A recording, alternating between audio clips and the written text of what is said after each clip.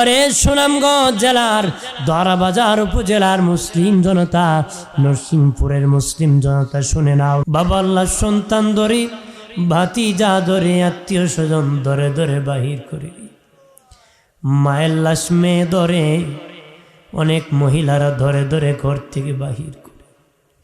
তখন মুর্দার রূহ চিৎকার করে কাঁদিয়া বলে, মা বাবারে, কত কষ্ট করে ঘর বানাইছি, আমিও জীবনে আর এই ঘরে ঘুমাবো না রে।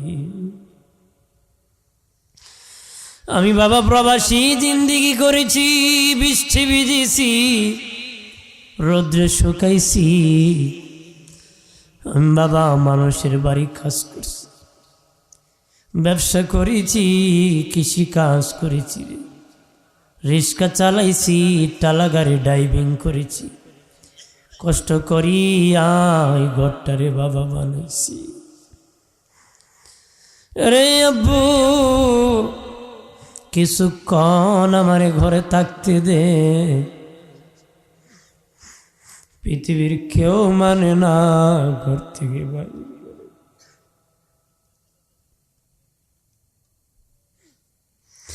নবীজি বলেন, আয়েশার মুর্দার রূহ চিৎকার দিয়া বলবি, বাবা কিছুক্ষণ আমাকে ঘরে থাকতে দাও। কিন্তু পৃথিবীর কেউ মানে না বাবা আমার লাশ ঘর থেকে বাহির করে। এমনও আছে ওসমানীতে মারা গেছে বাবা, লাশ আর ঘরে ঢুকায় নাই।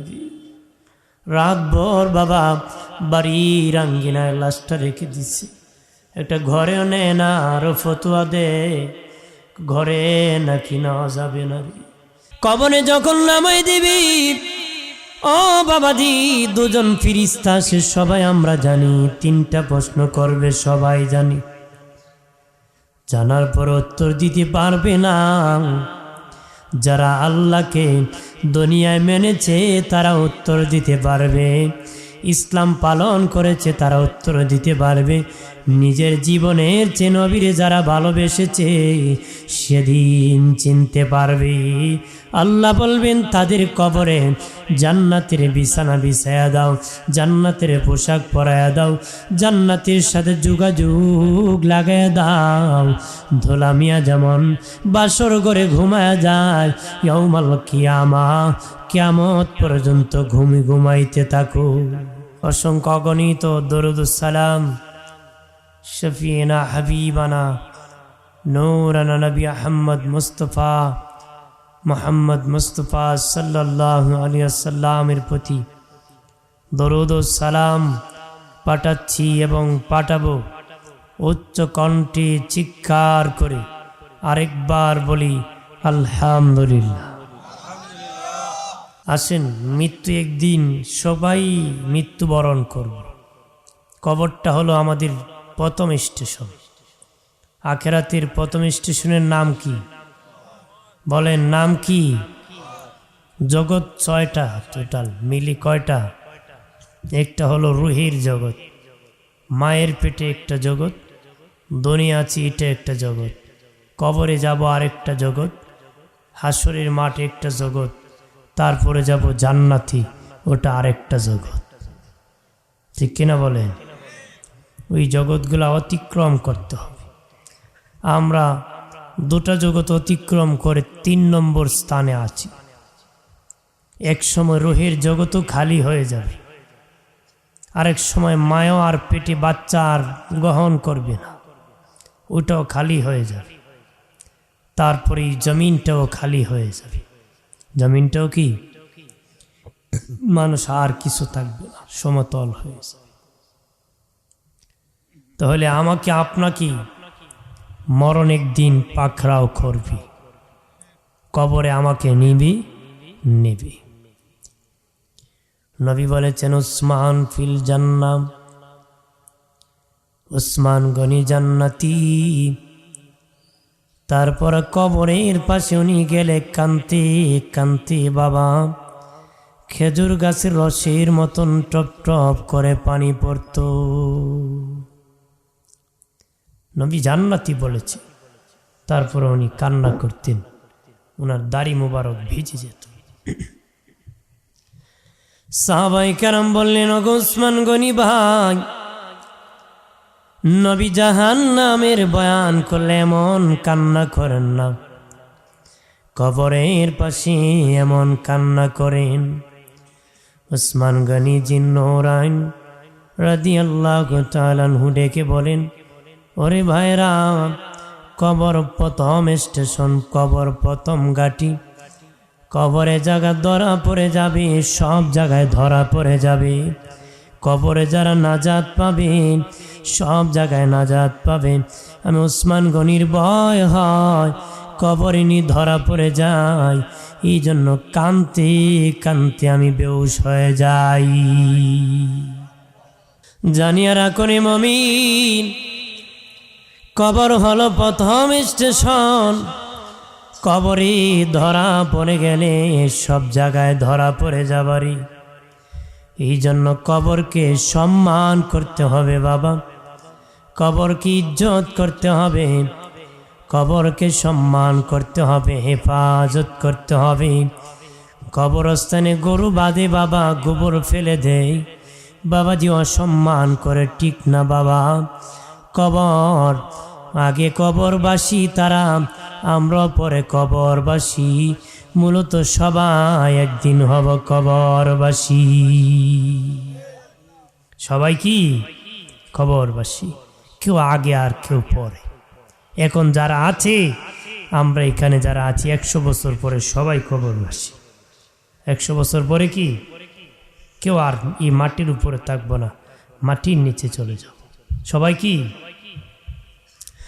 কতদিন মাটির নিচে ঘুমাবো জাননি রে তরুণেরা, যুবকেরা, আরে মুরব্বী বাবাজিরা, খেয়াল করো এলাকার মা বোনেরা, কতদিন ঘুমাবা জাননি বাবাজি। সর্বশেষ যার রূহ কবজ করা হবে, যার পরে কোনো মানুষ নাই, তারও বাবা মাটির নিচে 40,000 বছর ঘুমায় থাকতে হবে রে।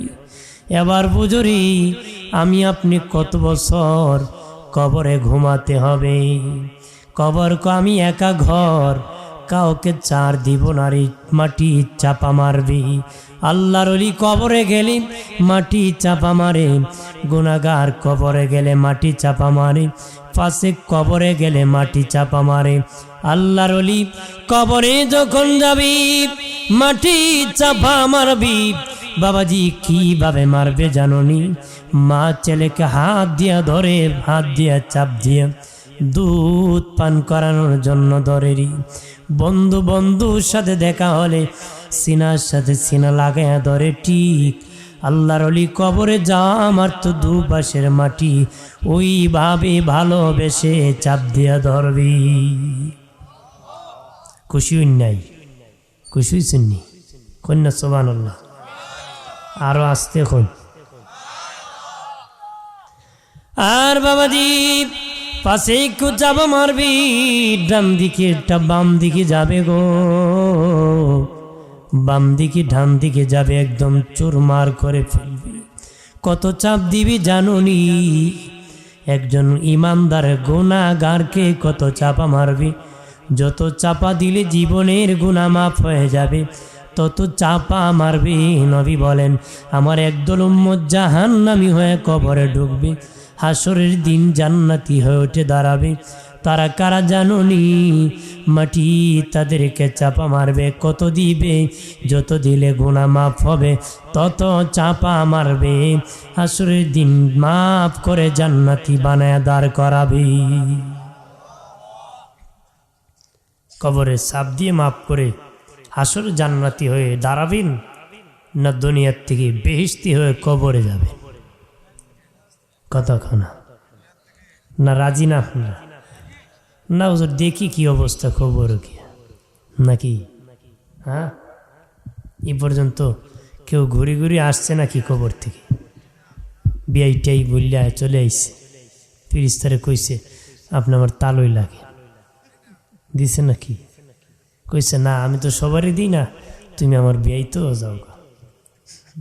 আইছে কেউ? যাইতে দেরি, ঢুকবেন আর বাহির হওয়ার ক্ষমতা কোনো আল্লামা আসতে পারছে? কেউ আসতে পারবে? কেউ আসতে পারবে। দুনিয়ার টাকা দিলে অনেক কিছু হয়, কিন্তু এই 2 হাত নিচে গেলে আর কিছু চলে না। বাহাদুরি চলে নাকি? 2 হাত উপরে সব চলে, 3 হাত উপরে, কিন্তু একটু নিচে গেলে আর কিছু চলে। বাবাজিরা রে, খেয়াল করেন ভালো করে, আর বেঈমানকে চাপা মারবি, চুরমার করে ফেলবে। কবরের আযাব বিশ্বাস করতে হবে, কবরের আযাব বিশ্বাস করতে হবে বাবাজি। তবে জানিয়ে রাখো, যদি আল্লাহর গোলাম হতে পারো রে, ওই মাটিও একজনের গোলাম, তিনি হলেন আমার আল্লাহ। আমি আপনি যদি আল্লাহর গোলাম হতে পারি, মাটির বাবারও ক্ষমতা নাই তোমাকে আমাকে চাপা মারবে। জানিয়ে রাখো রে বাবা, আল্লাহর খেলারি। বহু মানুষ আছে, তার ঘরে রুম অভাব নাই, কিন্তু টাকার মানুষ নাই। ঘরে বাবা রুম অভাব নাই, খাটের অভাব নাই, কিন্তু টাকার মানুষ নাই। অনেক আবার আছে লোকের অভাব নাই, টাকার খাট নাই। টাকার খাট নাই, তাকুক বা নাই তাকুক, যার বাবা 1 ইঞ্চি জায়গা নাই, তারও 3.5 হাত কবর দেওয়া হয়। যার কোটি কোটি টাকা জমি আছে রে, সম্পদ আছে, আমেরিকায় বাড়ি আছে, তারও 3.5 হাত কবর দেওয়া হয়। না লেপ্তশোক দেওয়া হয় না তো? কথা হয় না? আপনাদের সুনামগঞ্জে লেপ্তশোক দে না? যায় নাই, হেরে যেটা দে, যে আছে হরো সেটি দে। পানি হলে পানিতেই মারে। এটা কি বেজাল পড়লাম, আর একটু সময় দিত ভালো আছে। হ্যাঁ, বেশি বৃষ্টি হলে ফাড়া 3টা বাড়ায় দেয়, ঠিক কিনা? মাপ দিব। দুনিয়ার কত বোঝা আছে রে, মানুষ কত বোঝা বহন করে, ধানের বোঝা, চালের বোঝা, মাটির বোঝা রে, আর কত বোঝা বহন করে। তবে দুনিয়ায় মানুষের কাছে সবচেয়ে বড় শক্ত বোঝা হলো লাশ। লাশ মানুষের কাছে সবচেয়ে বেশি ভারী রে বাবাজি। সারাদিন মাটি কাটলো তত বোঝা মনে করে নারী, রাতের বেলা সন্ধ্যায় বাবা মরে গেলে যত বোঝা মানুষ মনে করে। মা মরে গেলে মনে করে রাত কেমনে পাবো, এই চিন্তায় পেরেশানি হয়ে যায় রে। মাদ্রাসা হাফিজুল কোরআন, কারিউল কোরআনদেরকে ডাকি তেলাওয়াত করবি, রাত কেমনে পাবে। দুনিয়ায় মানুষ দামি, মানুষ আবার কম দামি, মানুষ আবার দামি, মানুষ আবার কম দামি। যতক্ষণ রূহ ভিতরে থাকে তত দাম, যখন রূহটা চলে যায় আর কোনো দাম থাকে না রে, আর মূল্য থাকে না, আর ঘরে রাখতে চায় না রে। বাবার একটা মাত্র সন্তান মরে গেলে বাসায় থাকার কথা বলে না, তাড়াতাড়ি দাফন করার কথা বলে, এলান করে দেয়। যতই কান্না করুক বাবা ঘরে রাখবে না রে। আম্মা জান আয়েশা বলেছিলেন, মায়ার নবী, অগদিনের নবী, মানুষের ইন্তিকালের পরে সবচেয়ে বেশি দুঃখের সময় কোনটা গো, কষ্টের সময় কোনটা? ওরে সুনামগঞ্জের দ্বারা বাজার উপজেলার মুসলিম জনতা ভালো করে শুনে নাও, জানিয়ে নাও, ইন্তিকালের পরে তোমার আমার সবচেয়ে বেশি দুঃখের সময় কোনটা, কষ্টের সময় কোনটা? আল্লাহ নবী বলেন, আয়েশা আয়েশা, যখন মানুষ মরে যায়, যখন ছেলে বাবার কাপড়গুলা টানিয়া টানিয়া খুলি, লুঙ্গিগুলা যখন টানিয়া খুলি, পাঞ্জাবি খুলে ফেলে গেঞ্জিকে সিধিয়া কাটা শুরু করি, মায়ের কাপড় যখন মেয়েরা টানিয়া টানিয়া খুলে ফেলে, নবী বলেন, আয়েশা, মুর্দার রুহ ফিরিস্তার হাতের মধ্যে তাকেরি চিৎকার করে রুহ কান্নাকাটি করে বলে, বাবা আলমিরাতে কত লুঙ্গি আছে রে, কত গেঞ্জি আছে, কত শার্ট আছে, কত গঞ্জি আছে, কত লুঙ্গি আছে, বাবা জীবনে আর পরব না, বাবারে কিছুক্ষণ সময় কাপড়গুলা পরতে দাও নতুন করে। তো আমি বাবা আর কাপড় পরব না রে, যেটা পরনে আছি সেটা কিছুক্ষণ পরতে দাও। নবী বলেন, আয়েশা পৃথিবীর কেউ মানে না টানিয়া টানিয়া কাপড় চোপড় খুলে ফেলে, উপর কাপড় টাঙ্গায় গোসল দেরি, কাপড় শরীরের সব খুলে ফেলে রে। দিনে নবী বলেন, আয়েশা তখন মুর্দার রুহুর বড় কষ্ট লাগে রে, কব কষ্ট লাগে। ইন্তেকালের পরে 1 নম্বর যন্ত্রণা, একটু চিল্লায় বলি আল্লাহু আকবার। 2 নম্বর যন্ত্রণা কি জানেননি? নবী বলেন, আয়েশা যখন উপর খাট থেকে যখন নিচু জায়গায় নামায় দে, খাট থেকে যখন নিচু জায়গায় নামায় দে, মুর্দার রূহ চিৎকার করে বলে, বাবা এই খাটের মধ্যে অনেক দিন ঘুমাইছি, কিছুক্ষণ আমাকে খাটের মধ্যে ঘুমাইতে দাও, কিছুক্ষণ এই খাটে শুইতে দাও। নবী বলেন, আয়েশা পৃথিবীর কেউ মানে না খাট থেকে নামায় দে খলিফাতুল মুসলিমিন আমিরুল মুমিনিন ওমর ইবনুল খাত্তাব রাদিয়াল্লাহু তাআলা আনহু বলেন, পৃথিবীর মানুষ তোমার মা মরে যাক, বাপ মরে যাক, নিচু জায়গার মধ্যে লাশ রাখিও না রে, লাশটা একটু উঁচু জায়গার মধ্যে রাখিও রে, লাশটা একটু উঁচু জায়গার মধ্যে রাখিও। মুর্দার রূহ কষ্ট পায়, এই জন্য বাবা লাশ খাটিয়ায় আমরা রাখি। এই জন্য যখন আমরা জানাজা পড়ি খাটিয়ার মধ্যে লাশ রাখি, নতুবা 3 জন ধরে ঢালার মধ্যে রেখে দিত, সম্মানার্থে একটু উঁচু জায়গায় রাখা হয়। খলিফাতুল মুসলিমিন আমিরুল মুমিনিন ওমর ইবনুল খাত্তাব রাদিয়াল্লাহু তাআলা আনহু বলেন, পৃথিবীর মানুষ তোর মা মরে যাক, বাপ মরে যাক, এত তাড়াতাড়ি নিচু জায়গায় নামায় দিস না, একটু উঁচু জায়গার মধ্যে রাখিস। দিনের নবী বলেন, আরে আয়েশা যখন লাশটা নিচু জায়গার মধ্যে নামায় দেওয়া হয় খাট থেকে, তখন রূহ চিৎকার করে কান্নাকাটি করে। ইন্তিকালের পরে 2 নম্বর যন্ত্রণা, একটু চিল্লায় বলি আল্লাহু আকবার। 3 নম্বর যন্ত্রণা কি জানেননি?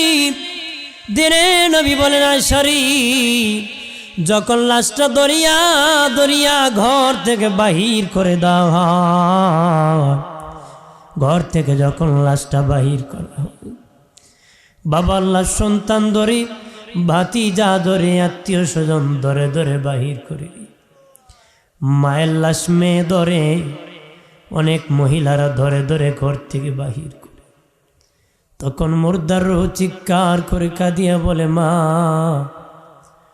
বাবারে কত কষ্ট করে ঘর বানাইছি, আমিও জীবনে আর এই ঘরে ঘুমাবো না রে।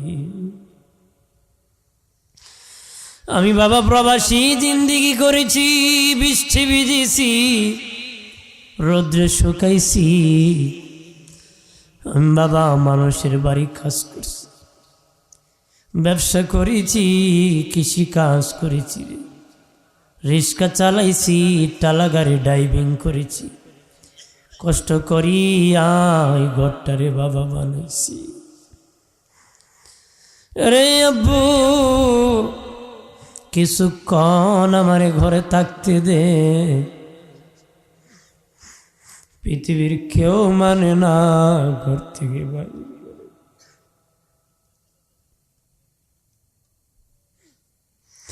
নবীজি বলেন, আয়েশা মুর্দার রূহ চিৎকার দিয়া বলবি, বাবা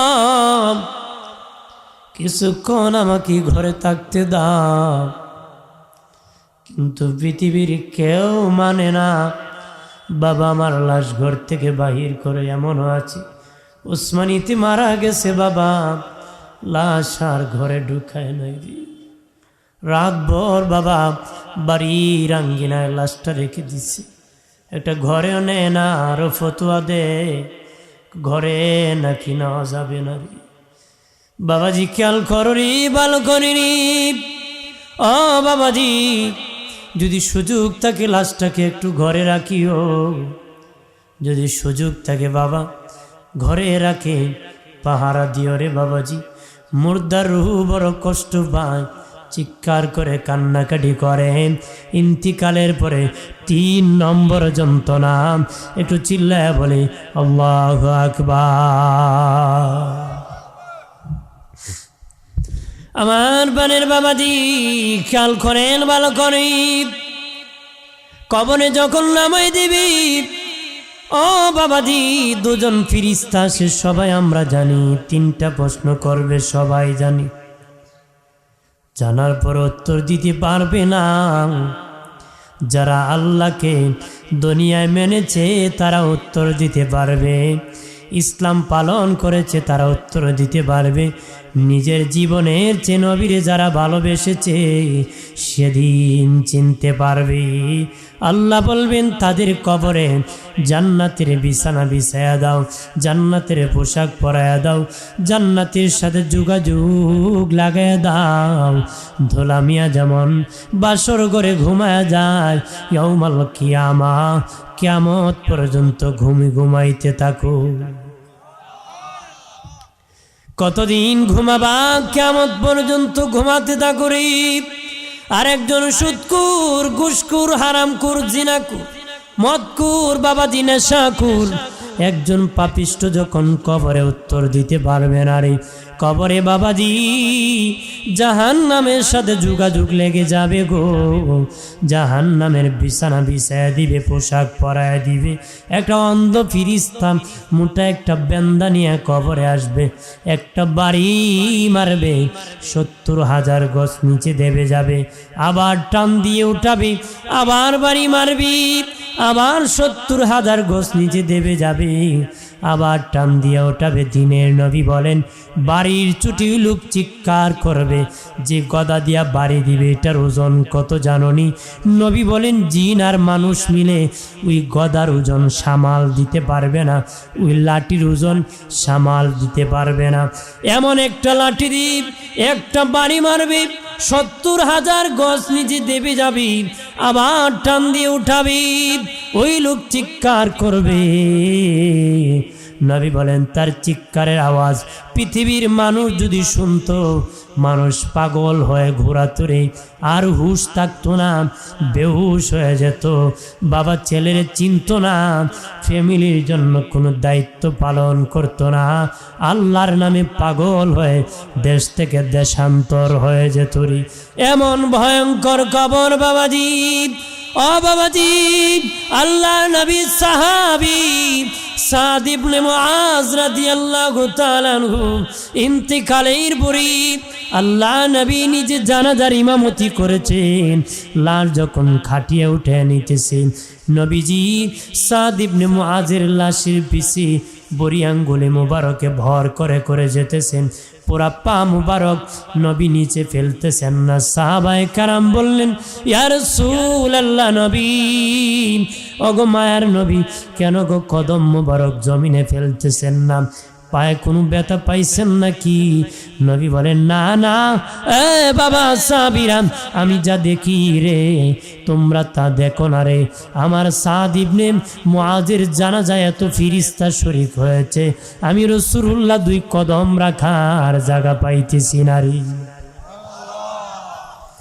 কবরে নামায় দেওয়ার পরে আল্লাহ নবী মাটি চাপা দেওয়ার পরে নবী দাঁড়াইয়া 2 হাত বাড়াইয়া কান্নায় ভেঙে পড়ে গেলেন, মোনাজাত শেষ করলেন। সাহাবায়ে কেরাম বলেন নবী, ও মায়ের নবী, কেন গো এইভাবে কান্নাকাটি করছেন কবরের পাশে?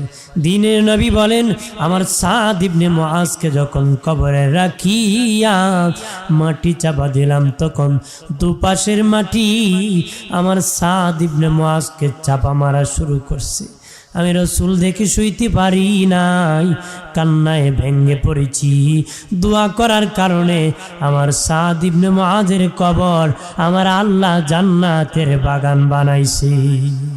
নবী বলেন ক্বালা রাসূলুল্লাহ সাল্লাল্লাহু আলাইহি ওয়াসাল্লাম কাসরাতু যিকরিল মাউত ওয়া তিলাওয়াতিল কুরআন।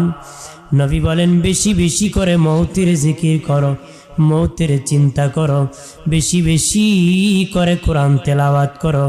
মৌতের চিন্তায় গুনাহ থেকে বাঁচায় দিবে, কোরআন তেলাওয়াত তোমার আমার ঈমান বাড়ায় দিবে। আর জোরে কন্যা, কোরআন তেলাওয়াত ঈমান বাড়ায় দিবে রে।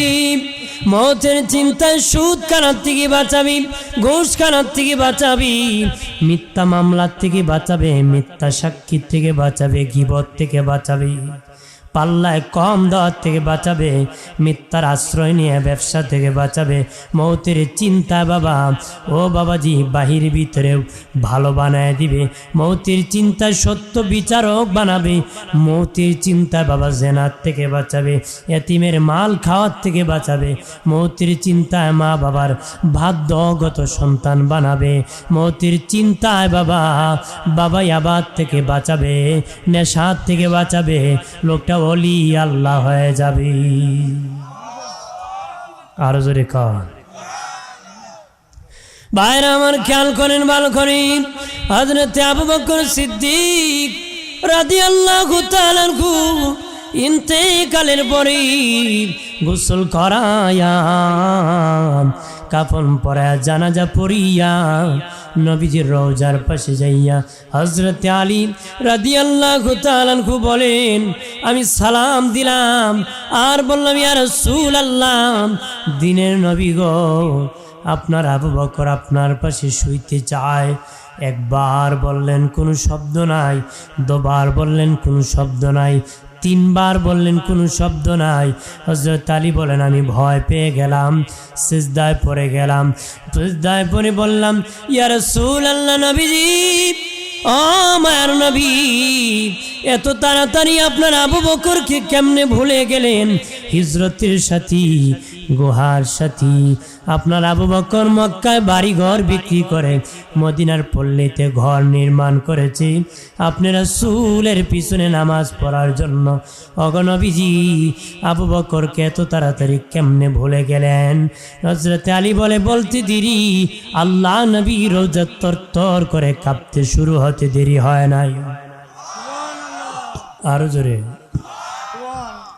ভিতর থেকে আওয়াজ আসলো, আলী রে, রে আলী, আমার বন্ধু আবু বকর আমার পাশে শুবেরি, অনুমতির দরকার নাই। দুই বন্ধু একই চাদরের নিচে ঘুমায় থাকবো, তাড়াতাড়ি আমার আবু বকরে তুমি শোয়া দাও। দ্বিতীয় খলিফা হযরত ওমর ইবনুল খাত্তাব রাদিয়াল্লাহু তাআলা আনহু, উনি যখন বাবাজি মসজিদ নববীতে ইমামতি করতেছেন, ওনার নামাজের মধ্যে মুনাফিক মুসল্লিরা অতর্কিত আঘাত শুরু করলো ওমর ইবনুল খাত্তাব কি। আঘাত করতে করতে রক্ত যখন বের হলো, নামাজির ইমামতি আর করতে পারবেন না। পিছন দিক থেকে একজন সাহাবীর হাতে ধরে টান দিয়ে নামাজের মুসল্লায় দাঁড় করায় দিয়েছেন। ইমামতির মুসল্লায় দাঁড় করায় দিয়া বলেন, আমি মরে যেতে পারি, আমি খলিফা ওমর মরে যেতে পারি রে, নবীর মসজিদের জামাত বন্ধ হতে পারে না। আমি ওমর মরে যেতে পারি, আমার দিনে নবীর মসজিদের জামাত বন্ধ হতে পারে না রে। এমনি বাবা, উনি বাবা অসুস্থ হয়ে বাসায় চলে গেলেন। ছেলে আব্দুল্লাহ ইবনে ওমরকে ডেকে বলেন, এ বাবা আব্দুল্লাহ ইবনে ওমর, নবীজি বলেছেন নবীর পাশে আবু বকর ঘুমাবে। আয়েশা বলেছিলেন নবীজি তারপরে কে ঘুমাবে? নবী কইছে তুমি আয়েশার রওজা হবে। আরে আব্দুল্লাহ ইবনে ওমর, এ বাবা, প্রথম খলিফা নবীর পাশে ঘুমাইছেন, আমি ওমরের ইচ্ছা ছিল প্রথম খলিফার পাশে আমি দ্বিতীয় খলিফা ঘুমাবো, কিন্তু কোনো কবরের জায়গা নাই। নবীজি আয়েশাকে কবরের জায়গা দিয়ে গেছেন।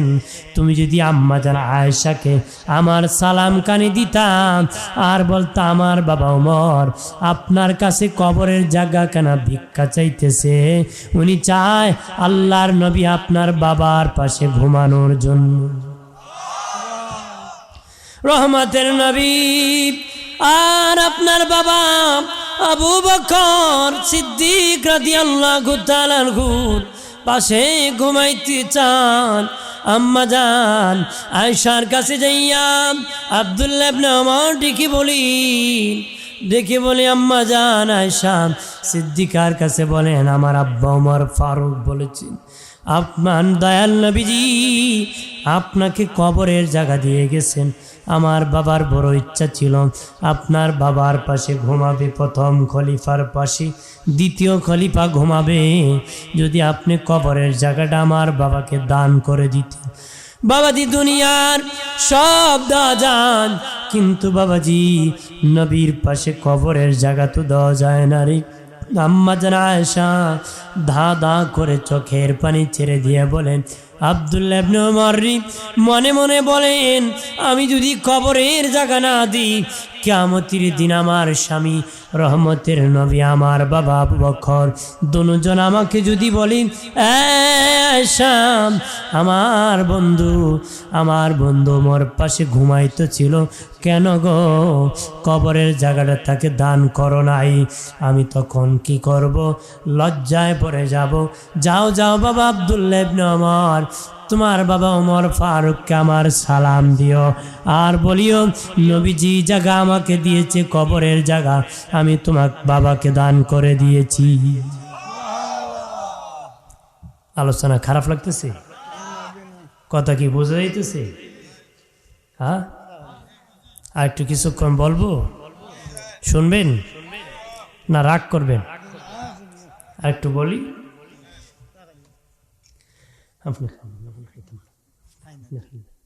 আমার প্রাণের বাবাজি রানী খেয়াল করেন ভালো করে। ও বাবাজি আব্দুল্লাহ ইবনে ওমর আসিয়া বলে আব্বা আম্মা জান আয়েশা আপনাকে কবরের জায়গা দিয়ে দিছেন।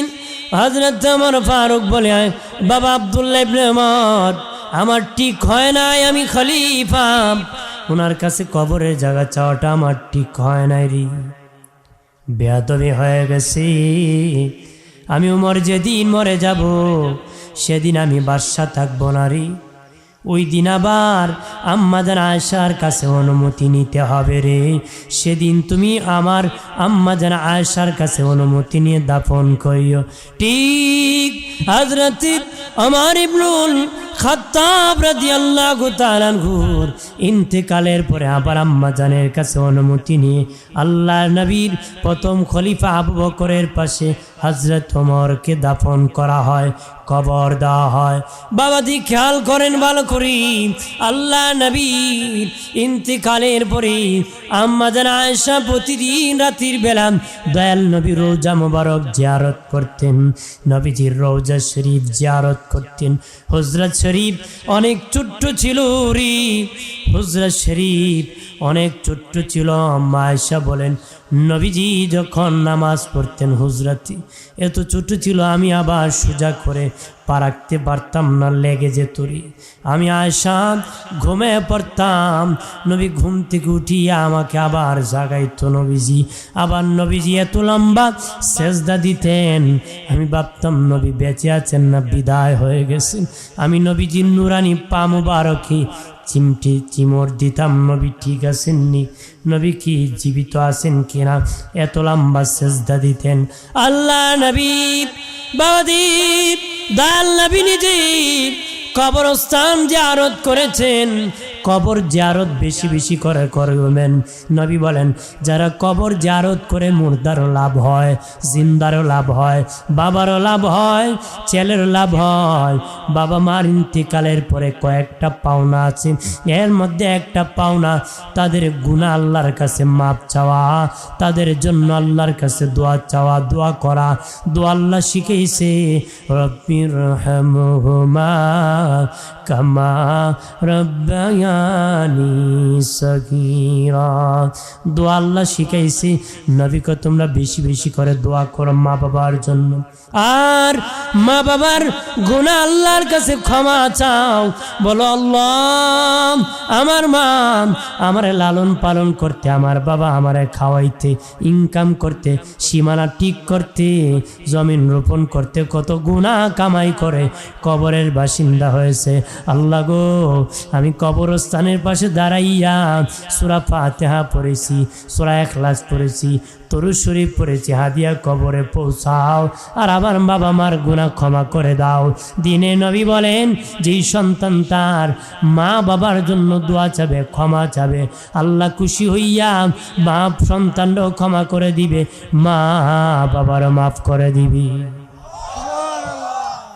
দয়াল নবী নিজে কবরস্থান জিয়ারত করেছেন। নবীজি দিনে নবী নিজে কবরস্থান জিয়ারত করেছেন। আল্লাহ নবীর সাহাবী আবু জার গিফারি রাদিয়াল্লাহু তাআলা আনহু বলেন, আমি গভীর রজনীতে আল্লাহ নবীর সাথে জান্নাতুল বাকি কবরস্থান জিয়ারতে গিয়েছি। নবী দুই হাত বাড়াইয়া আল্লাহর দরবারে মুনাজাত করেছেন, কান্নাকাটি করেছেন। নবীজি আল্লাহর কাছে হাত বাড়াইতে বাড়াইতে এত উপরে বাড়াইছেন, নবীজির সাহাবী আবু জার গিফারি কয়, নবী এত উপরে হাত উঠাইছে, নবীর বগল মুবারক পর্যন্ত আমি আবু জার দেখতে পেয়েছি। নবীজি এত উপরে হাত বাড়াইছি, আমি আবু জার গিফারি নবীর বগল মুবারক পর্যন্ত দেখতে পেয়েছি। আমি তাকে দেখছি, একটা ভাঙ্গা কবর নিয়ে দেখা যায়, একটা ভাঙ্গা কবর যদি পাইতাম আমি আবু জারি ভাঙ্গা কবরে ঢুকা যাইতাম।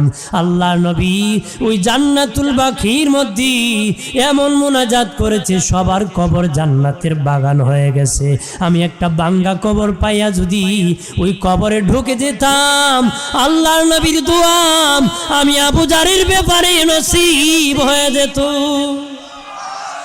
আর জোরে জানিয়ারা করি, আরে সুনামগঞ্জ জেলার দরাবাজার উপজেলার মুসলিম জনতা, নরসিংপুরের মুসলিম জনতা শুনে নাও ভালো করে। আমার নবী দূরের কথা, পৃথিবীর কোনো নবী বেঈমানের ঘরে জন্মগ্রহণ করে নাই। আমার নবী দূরের কথা বাবা, পৃথিবীর কোন নবী বেঈমানের ঘরে জন্মগ্রহণ করে নাই। বলতে পারেন আগা হাবিগঞ্জ শাস্তাগঞ্জের হুজুর শুনেন, বলেছেন কোন নবী বেঈমানের ঘরে জন্মগ্রহণ করে নাই। বাবাজি বলবেন শুনেছি ইব্রাহিম নবীর বাবা আজর ঠাকুরের কথা শুনেছি। আজর ঠাকুর ব্রাহ্মণ ছিল, মূর্তি বানাতো, বাজারে বাজারে মূর্তি বিক্রি করতো, ব্রাহ্মণ ছিল। অগণ হুজুর, তাহলে ওই আজর ঠাকুর তো কাফের ছিল। আপনি বলেন পৃথিবীর কোন নবী বেঈমানের ঘরে জন্মগ্রহণ করে নাই? হা ভাই বাবাজি তাফসিরের কিতাব খুলে দেখেন, বাইনাস সাতার হাসিয়া খুলে দেখেন বাবাজি, আজর ঠাকুর ইব্রাহিম নবীর জন্মদাতা পিতা না। আজর ঠাকুর ইব্রাহিম নবীর জন্মদাতা পিতা না। আজর ঠাকুর ইব্রাহিম নবীর লালন পালনকারী পিতা। ইব্রাহিম নবীর জন্মদাতা পিতার নাম হলো তারেক। উনি ইমানদার ছিলেন, জান্নাতি ছিলেন। পৃথিবীর সব নবী রহমতের কুলে আগমন করেছেন, ইমানদারের কুলে আগমন করেছেন। তাই আমার নবীও সেরা মুমিন জান্নাতীদের কুলে আগমন করছে। আর জোরে তাহলে নবীজি নিজে কবরস্থান জিয়ারত করেছেন বাবা। বৃহস্পতিবার দিবাগত রাত্রি কবর জিয়ারত করা সুন্নত, জুমার দিন জিয়ারত করা সুন্নত, রবিবার দিবাগত রাত্রি জিয়ারত করা সুন্নত, দুই ঈদের দিন কবর জিয়ারত করা সুন্নত, লাইলাতুল বরাতে জিয়ারত করা সুন্নত, লাইলাতুল কদরে জিয়ারত করা সুন্নত, মাইয়িতকে দাফনের পরে কবর জিয়ারত করা সুন্নত। বাকি যেই কোনো দিন যেই কোনো সময় কবর জিয়ারত করা জায়েজ। নবী বলেন তোমরা বেশি বেশি করে কবর জিয়ারত করো, করলে জিন্দারও লাভ, মুর্দারও লাভ হয়। আল্লাহ নবীর সাহাবী আবু মুসা রাদিয়াল্লাহু তাআলা আনহুকে যখন কবরে রাখা হলো, জিন্দা হলেন তখন মুনকার নাকির কবরে আসিয়া বলে, ও আবু মুসা তোমার রব কি? উনি বলে, হে মুনকার নাকির তোমরা কত দূর থেকে এসেছো? তারা 500 মাইল দূর থেকে এসেছি। আবু মুসা রাদিয়াল্লাহু তাআলা আনহু বলেন, মুনকার নাকির রে, 500 মাইল দূর থেকে যদি আসিয়া তোমরা আল্লাহকে বলো নাই, 500 মাইল দূর থেকে আসিয়া আল্লাহকে যদি না বলো, আমি আবু মুসা কয়েক হাত উপর থেকে মাটির উপর থেকে নিচে আসছি। আমি আবু মুসা মাটির কয়েক হাত উপর থেকে নিচে এসেছি। এত তাড়াতাড়ি আল্লাহকে কেমনে আমি ভুলে যাব রে? আর জোরে বলি। আর বাবাজি, তারাই মুমিন যারা আল্লাহকে ভুলে নাই। আর বাবা আমরা তো এমন, সকালে একটা কয়, দুপুরে আর একটা কয়, বিকালে আর একটা কয়। 100 দিলে 5টা মিছা কথা কয়, 500 দিলে 100 মিছা কথা কয়। কথা বলেন ঠিক কিনা? 1000 দিলে জীবন দিত কয়, জীবন দর সময় আসলে সেন্টেল ফালায়া বাগতে কয়। কথা কোন ঠিক কিনা? যদি কয় বাবা সেন্টেল নিবা না, কই জোরের দরকার নাই। কথা কোন ঠিক কিনা? এমন মুসলমান রে, জানিয়ে রাখো মুসলিম, আল্লাহকে ভয় করো রে, আল্লাহকে ভয় করো। দুনিয়ার কাছে কত আছে, কাছে বাবা মা আছে, বাবা আছে, দাদা আছে, দাদি আছে, অনেক কিছু আছে, বন্ধু আছে।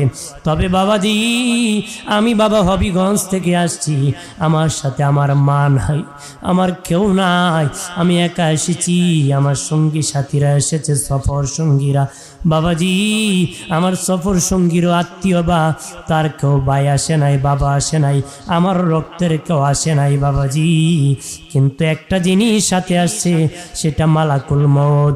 সে বলবে না, এর আব্দুল ওয়াদুদ সিদ্দিকী তুমি শাস্তাগঞ্জ যাও, তারপরে রূহ কবজ করা হবে। তোমার সাথেরই মা নাই, বাড়ি গেলে তোমার রূহ কবজ করা হবে। এটা আমার সাথী আছে বাবা, আজেল আমার বাড়ি অপেক্ষা করবে না, আমার সাথে সাথে আজেল ঘুরতেছে। কথা কোন ঠিক কিনা? এরে মুমিন, খুব কাছে খুব আবার দূরে, আর বাড়ির পাশে কবর, খুব কাছে খুব আবার দূরে।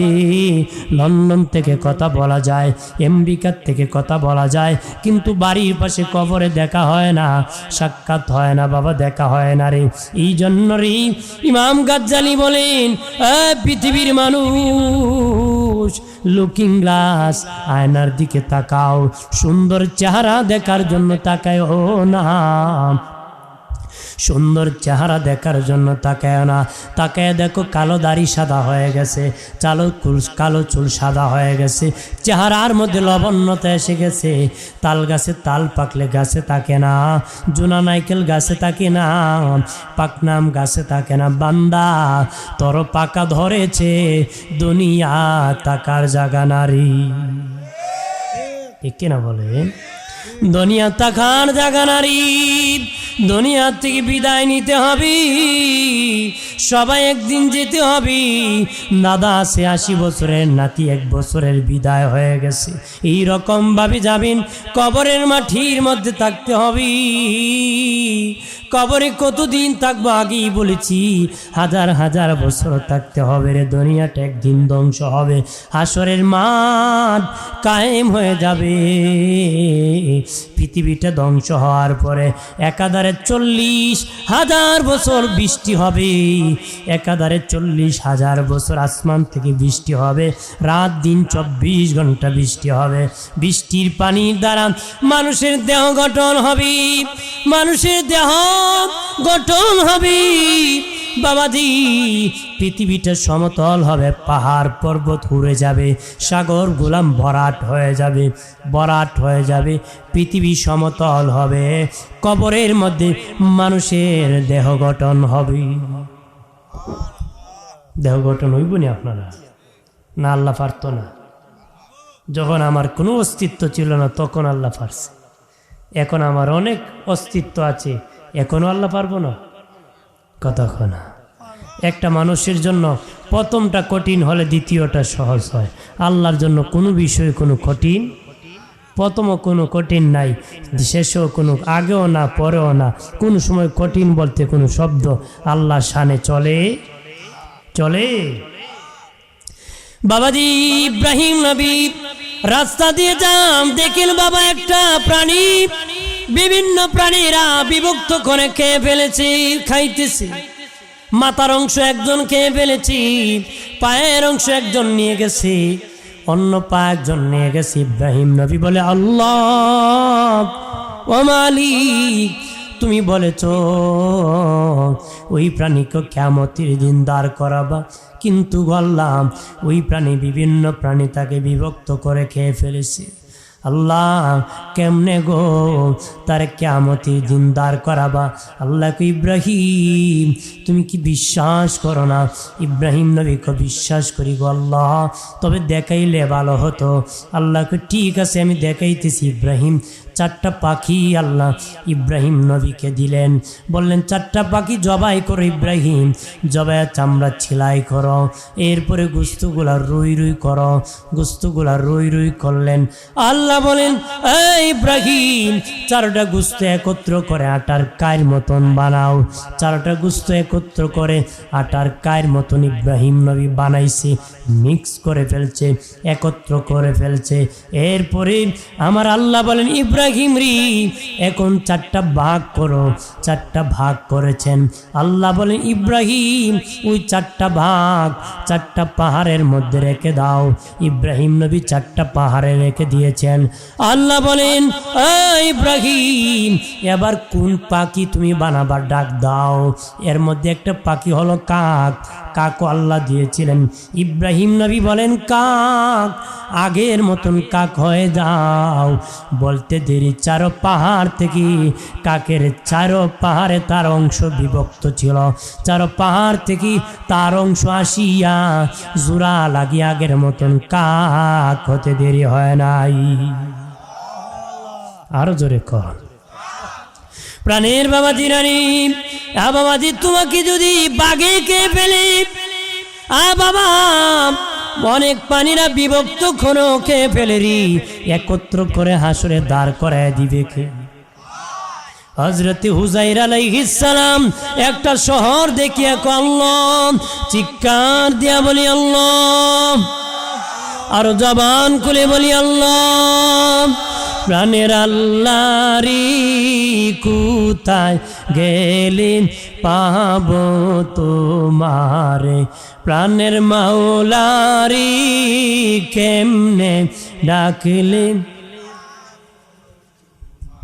বন্দী হইলাম শয়তানের জালি, দিন কাটাইলাম হেলে দোলে।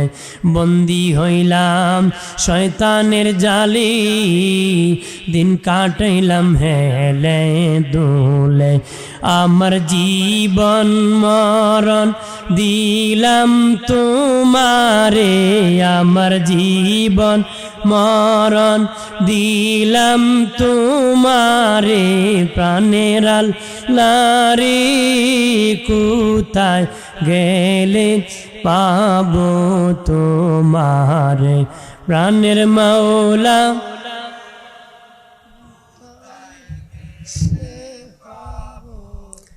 আমার প্রাণের বাবাজি, ও যুবকেরা, তরুণেরা রে, ভালোভাবে খেয়াল করো। একটা শহর আল্লাহ ধ্বংস করে দিয়েছে। হযরতে হুযায়র আলাইহিস সালাম দেখে আল্লাহ যেভাবে তুমি ধ্বংস করেছ, ওই শহরের মানুষকে তুমি কেমনে জিন্দা করবা গো, যেভাবে মাটির সাথে তাদেরকে মিশিয়ে দিয়েছো। আল্লাহ বলেন, হে হুযায়র তুমি কি বিশ্বাস করো না রে? হুযায়র আলাইহিস সালাম বলে, আল্লাহ আমি বিশ্বাস করি গো আল্লাহ, যদি দেখাইটা ভালো হতো। আমার আল্লাহর সাথে সাথে হুযায়র নবীর মরণ দিয়ে দিছে। কন্যা সুবহানাল্লাহ। সাথে সাথে হুযায়র আলাইহিস সালামের ইন্তেকাল হয়ে গেছে রে। বয়স তখন ওনার 50 বছর। বয়স কত? 50 বছর। ওনার ছেলের বয়স হলো 10 বছর। কয় বছর? ছেলের বয়স হলো 10 বছর। এরপরে বাবাজি আমার আল্লাহ কতদিন ঘুম পাড়াইছে হুজাইরকে, 100 বছর ঘুম পাড়ায় রাখছে। 100 বছর পরে আমার আল্লাহ হুজাইর নবীকে রূহ দিয়ে আবার জিন্দা করছে। উনি দাঁড়ায় দেখে বাবা ওনার গাদা, ওনার সাথে গাদা ছিল, রুটি ছিল, ওনার গাদাটা মাটির সাথে পচে গলে মিশে গেছে, ব্যাগের রুটি এখনো ভালো আছে। 100 বছর রুটি ভালো রাখছে কি? জোরে বলে। উনি দেখে ওনার ব্যাগের রুটি ভালো আছে, কিন্তু গাদা মরে পচে গলে মাটির সাথে মিশে গেছি। বাবাজি ইন্তিকালের সময় ছেলের বয়স ছিল 10 বছর, ওনার বয়স 50 বছর। উনি 50 বছর রুহ না হয়েছে, আবার রুহটা যখন দেওয়া হয়েছে কান থেকে আবার শুরু হয়েছে। যেমন কাঁচা দাড়ি থেকে রুহ না হয়েছিল, এমন কাঁচা দাড়ি থেকে আবার শুরু হয়েছে। একটা গড়ির ব্যাটারি যদি বাবা 12টার সময় ব্যাটারিটা কুলোরি, 100 বছর পরে ব্যাটারি লাগান, 12টার থেকে আবার শুরু হবে, ঠিক কিনা? হুজাইর নবীর যেখানে বয়স সমাপ্তি হয়েছিল সেখানে আমার আল্লাহ আবার সূচনা শুরু করেছি।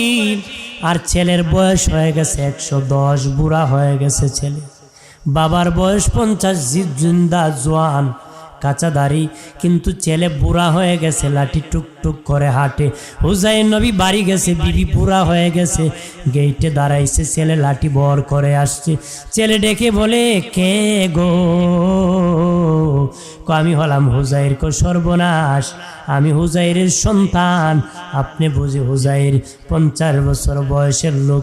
কো শোনো বাবা, আমি এইভাবে বলেছিলাম, আল্লাহ আমার মরণ দিয়ে ঘুম পাড়ায় রাখছে, 100 বছর পরে জিন্দা করছে, এখন আমার বয়স 50 থেকে শুরু হয়েছে, এই জন্য তুমি বুড়া হয়ে গেছো। তখন হুজাইর নবীর সন্তান কয়, না না। বলে হুজাইর নবী কয়, তোমার মা আসেনি? আছি। তোমার মায়ের কাছে? কয়, মা। একটা জোয়ান লোক আসিয়া কয় সে নাকি আমার বাবা। হুজাইর নবীর বিবি কয়, সাবধান, আমি পয়গাম্বরের বিবি, যেতে বেগানা পুরুষের সাথে দেখা করতে পারি না। তবে হুজাইর নবী ছেলেকে ডেকে বলি, এ বাবা, তোমার মাকে আমার কয়েকটা স্মৃতির কথা বলো, বাসর ঘরের স্মৃতিগুলা শোনার পর বিবি কো সত্যই। তখন বলল, উনি তো কিতাবের হাফেজ ছিল। তখন তিনি বাবা মগস্ত বলেছে, মেনে নিয়েছে। তার মানে বাবা জি হালে জি ভাবে মরে যাবেন, ধ্বংস হবেন, সেখান থেকে জিন্দা করবে কে? দেহ গঠন করে দাঁড়াবি কাতারি কাতারি। কত কাতার হবি, কত কাতার হবি? আম্মা জান আয়েশা বলেছিলেন, নবী মানুষ কত কাতার হবে? নবী 120 কাতার হবে হাসরের মাঠে। আম্মা জান আয়েশা বলেন, নবী আপনার উম্মত কত কাতার হবে গো? মা আয়েশাকে নবী বলেন, আমার উম্মত 80 কাতার হবে। এই জন্য নবী বলেছেন, ওই পরিবারে বিয়ে করবা যে পরিবারে বিয়ে করলে ছেলে মেয়ে বেশি হয়, ওই পরিবারে বিয়ে করবা। তোদের ছেলে মেয়ে বেশি হলে আমার উম্মত বেশি হবে, কিয়ামতের দিন আমি বেশি সম্মানিত হব। আমার দেশে বাবা গুরুত্বপূর্ণ জায়গায় লেখা থাকে, ছেলে হোক মেয়ে হোক, 2টি সন্তান যথেষ্ট, একটা হলে ভালো হয়, ঠিক কিনা বলে? চাষায় কয় পিসিতে নিবো, খাওয়ামো কেমনে, লেখাপড়া কমানো কেমনে? যদি কো চাষা আপনি কত নম্বর সন্তান বাবার? কয় 7 নম্বর সন্তান। কয় নম্বর? এবারে 2টার বেশি নিয়েছে না, কিন্তু এ হইল 7 নম্বর। এর বাপি যদি 2টা বেশি না নিত, ও দুনিয়াতে আসতো কথা কনা। বলে কি খাবো কি খাবো? ও বাবাজি, রিজিকের মালিক পৃথিবীর কেউ না, রিজিকের মালিককে, আমাদের গার্জেনকে। আল্লাহু ওয়ালিউল্লাযিনা আমানু, মুসলমানের উকিলকে, আমাদের গার্জেনকে। আল্লাহ আমাদের গার্জিয়ান। আল্লাহকে একটা মানুষ পাঠানোর 40 বছর আগে তার রিজিকের বাজেট করি, আমি রিজিকের ব্যবস্থা করি। আগে 1 কের জমিতে 4-5 মণ 6 মণ ধান হতো, এখন 20-25 মণ ধান হয়, ঠিক কিনা? এ বাবাজি, আগে বিয়েতে শুনেছি মানুষ একটা মুরগি জবাই করে বিয়ে হয়ে যেত, এখন মুরগি করে, খাসি করে, গরু করে, আরো কত ঘোড়ার ডিম করে। কতক্ষণ ঠিক না? রিজিক কমে নাই, রিজিক বেড়েছে রিজিকের মালিককে। জোরে বলে প্রাণের বাবাজি, বহু মানুষ শাশুড়ির মাটি মামলায় পড়ে যাবে। মাটার কিসের মামলায় বাবা? মাটার কিসের মামলায় বহু লোক পড়ে যাবে রে। যে দেখবে ফিরিজ ছাড়া বলবে সে মার্ডার করেছে, সে জাহান্নামে যাবে। আল্লাহ বলবেন ফাসুহিবা আলান্নার, তাকে দরিয়া জাহান্নামে নিক্ষেপ করে দাও, অথবা উপুত করে জাহান্নামে নিক্ষেপ করে দাও। সে বলবে আল্লাহ আমি জীবনে মার্ডার করব দূরের কথা, কোনো মানুষের মাথায় বাড়ি দেই নাই। আল্লাহ বলবেন রে বান্দা, তবে তোর নামে তো মার্ডার মামলার কেস আছে রে। কই কেমনে? কই তুই পৃথিবীতে তোর সন্তান যেতে দিস নাই, ওই সন্তানেরা আটকা পড়েছে রুহের জগতে। তারা আমার দরবারে হাসরের মাটি মামলা দিয়েছে। আল্লাহ আমার কি অপরাধ ছিল? আমার বাবা আমারে পৃথিবীটা দেখতে দেয় নাই, আমাকে খুন করেছে, পৃথিবীতে যেতে যায় নাই, আমি তাকে আসামি করে তোমার দরবারে মামলা দিয়েছি। এই জন্য বহু লোক যারা সন্তান পৃথিবীতে আসতে দেয় না, মামলায় পড়ে যাবে, মার্ডার মামলায়, পরিণামে জাহান্নামে যেতে হবে রে বাবাজি। শিক্ষিত বানানোর মালিকও আল্লাহ, খাওয়ানোর মালিকও আল্লাহ। 7টা সন্তানের বাবা শিক্ষিত বানাইছে, একটা সন্তান জন্ম দিছে, বলে বেশি নিব না, মানুষ বানাবো, কিন্তু একটাই অমানুষ হয়েছে, বাবা কুর হয়ে গেছে। এমন নজির আমার কাছে প্রমাণ আছে, ঠিক কিনা রে বাবা? হেদায়েতের মালিক আল্লাহ, রিজিকের মালিক আল্লাহ। আসমানের মালিক যদি বন্ধ করে দেই, পৃথিবীর কেউ তোর রিজিক খুলে দিতে পারবে না রে। আর তোর কপালে যদি মোহর মেরে দে, হেদায়েত বন্ধ করে দে, পৃথিবীর কেউ খুলে দিতে পারবে না। আল্লাহকে খুশি করো রে। হাসরের মাঠ, মানুষ উলঙ্গ দাঁড়াবি, বস্ত্র থাকবি না, কাপড় থাকবে না। আম্মা জান আয়েশা নবী, আমি আয়েশার বড় শরম লাগতেছে, যেদিন মানুষ উলঙ্গ দাঁড়াবে সেদিন আমি আয়েশার কেমন অবস্থা হবে। নবী বলেন আয়েশারি চিন্তা করিও না, লজ্জাবোধ করিও না, সেদিন এমন ভয়ঙ্কর হবে রে, আল্লাহ কাহার হবেন। হাসরের মাটি তর তর করে কাঁপতে শুরু করবি, কেউ কারো দিকে তাকানোর সময় পাবে না, এমন ভয়ঙ্কর অবস্থা হবে রে আয়েশা। আমাদের আয়েশা বলে নবী, মায়ের নবী বলেন আয়েশা পৃথিবীর কেউ কথা বলতে পারবে না, সবার জবান বন্ধ হয়ে যাবে, সবাই নাফসি নাফসি বলবি। আমাদের আয়েশা বলে নবী সেদিন আপনার জবানও বন্ধ হয়ে যাবে নাকি? নবী বলে না না না আয়েশারি, একমাত্র আমি রাসূলুল্লাহর জবান আল্লাহ বন্ধ করবে না। সেদিন আমি রাসূল সকলের পক্ষ থেকে আল্লাহর কাছে সুপারিশ করব। আর জোরে, আরে আমরা ওই নবীর উম্মত যেই নবী সব নবীর পক্ষে সুপারিশ করবে। সুবহানাল্লাহ না, যেই নবী জবান বন্ধ হবে না, ওই নবী হাসরের মাঠে কথা বলবে উম্মতের জন্য, সিজদায় পড়ে কান্না করবি, চোখের পানি ছেড়ে দিবি। বলা হয়েছে নবীর ওই দিনের কান্না, ওই দিনের কান্নারি এমনকি তামাম দুনিয়ার মানুষ, নবী রাসূল এমনকি আদম নবীর 350 বছরের কান্না এক পাল্লায় যদি দেওয়া হয়, সেদিন আমার নবী উম্মতের জন্য হাসরে কান্না করবি। নবী সেদিনের চোখের পানির ওজন বেড়ে যাবে। নবী সেদিন সেজদা করবেন, নবীর সেজদার ওজন কত জানো নি? পৃথিবীর সব সেজদা এক পাল্লায় দিলে নবীর সেদিনের সেজদার দাম বেড়ে যাবে। আরো জোরে, ময়দান ভয়াবহ হবে, হাসরের মাঠ কি হবে? ভয়ঙ্কর অবস্থা হবে, কেউ কারো আপন হবে না। পরে আবার সুপারিশ করবে, হাফিজে কোরআন সুপারিশ করবে, আলেম সুপারিশ করবে, হাজি সাহেব সুপারিশ করবে, সন্তান সুপারিশ করবে, কোরআন সুপারিশ করবে, মসজিদ সুপারিশ করবে, মাদ্রাসা সুপারিশ করবে। কিন্তু নবী বলেন আমি সর্বপ্রথম সুপারিশ করব। নবীর আগে কেউ কথা বলার সাহস করবে? এই ভয়াবহ হাসরের মাঠ, যেখানে একটু নেকি কম হলে দুযোগে যেতে হবে, একটু নেকি কম হলে কি? তবে জানিয়ে রাখুন আল্লাহ বড় দয়ালু, এই দুনিয়ায় বেশি বেশি করে কান্নার জিন্দিগি বানাও, কানতে কানতে জিন্দিগি কাটাও। ইমাম জালালউদ্দিন রুমি বলেন, পৃথিবীর মানুষ কান্নার জিন্দিগি বানাও, কানতে কানতে জিন্দিগি কাটাও। যদি কান্না করতে পারো, মরলে এমন হাসি দিবা, হাসির শুরু আছে শেষ নাই। দুনিয়ার ডিগবাজি সিটিংবাজি ঢ্যান ঢ্যান ঠ্যান ঠ্যান করে যদি ঘোরাও, মরলে এমন কান্না দিবা যে কান্নার শুরু আছে শেষ নাই। ঠিক কিনা বলে? আল্লাহ বড় দয়ালু। হাসরের মাটি আল্লাহ দুই ব্যক্তিকে টার্গেট করে বলবেন, তোমরা দুইজন জাহান্নামে চলে যাও। তারা দুইজন ভাবে, একজন দৌড় মারবে আর একজন আস্তে আস্তে যাবে। একজন কি করবে? দৌড় মারবে। এটা আমার শেষ কথা বাবা। একজন দৌড় মারবে আর একজন আস্তে আস্তে যাবে। দোনোটাকে আমার আল্লাহ আবার ফিরাবে। দোনোটাকে কি আল্লাহ আবার ফিরাবে। যেটা দৌড় মারছে তারে আল্লাহ বলবে, কেন দৌড় মারছো?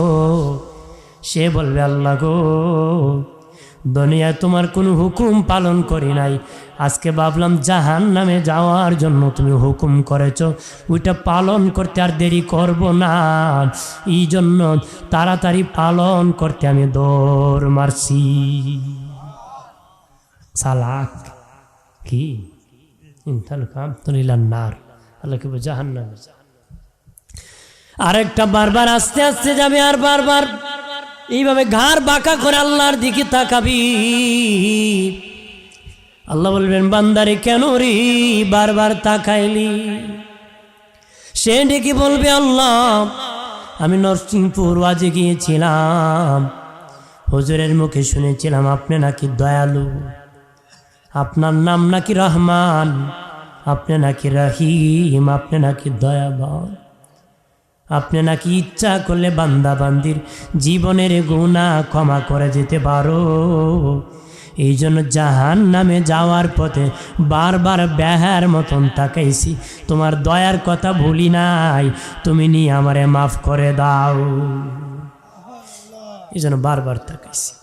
আমার আল্লাহ বলবেন, এই আমার বান্দা, জাহান্নামে যাওয়ার পথে আমার দয়ার কথা তুই ভুলোস নাই, আর আমার হুকুম পালন করার জন্য তুই দৌড় মারছ। আমি আল্লাহ তোদের দুটাকে ক্ষমা করে জান্নাতের মেহমান বানায় দিছি। সুবহানাল্লাহ। ইবাদতের বাহাদুরি দেখে জান্নাতে যেতে পারবেন। আপনি যদি আল্লাহ 70 বছর জামাতে নামাজ পড়ছি, এর বিনিময়ে আমার জান্নাত দেন। আল্লাহ যদি কয় সকালবেলায় রুটি খেয়ে দে, পানি খেয়েছিলে কেমন লাগছিল? খুব ভেরি টেস্টি, খুব ভালো লাগছে। আল্লাহ যদি কয় যদি পানি না দিতাম, বলে আল্লাহ রুডি মুডি আটকে যেত, গলা কিরাই তো। আল্লাহকে বই দিয়ে আটকাইছি না খিলার রাখছি, এটার বিনিময় 70 বছরের জামাত তোর শেষ, এখন কি আছে দে। দিতে পারবেন? আল্লাহ দয়া না করলে দেওয়া সম্ভব হবে? হবে না। ওই বনি ইসরাইলের 500 বছরের ইবাদতকারী এক ব্যক্তিকে আল্লাহ বলবেন, আমার দয়ায় তোমাকে জান্নাত দিলাম। হে খুব আল্লাহ, আমার এত ইবাদত থাকতে তোমার দয়া কেন যাবে? আমার আল্লাহ বলবেন, রে ফেরেশতারা তারে টানিয়া টানিয়া জাহান্নামের দিকে নিয়ে যাও।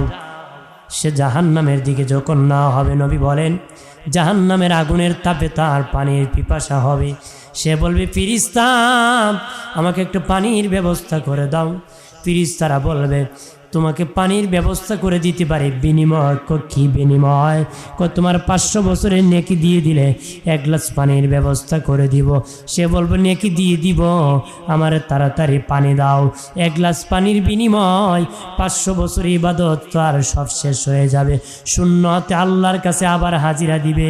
আল্লাহকে এখন কি আছে দে। বলবে, আল্লাহ তোমার দয়া ছাড়া গো জান্নাতে যেতে পারবো না গো। এই জন্য উসিলা তালাশ করব, নবীর খাঁটি উম্মত হব।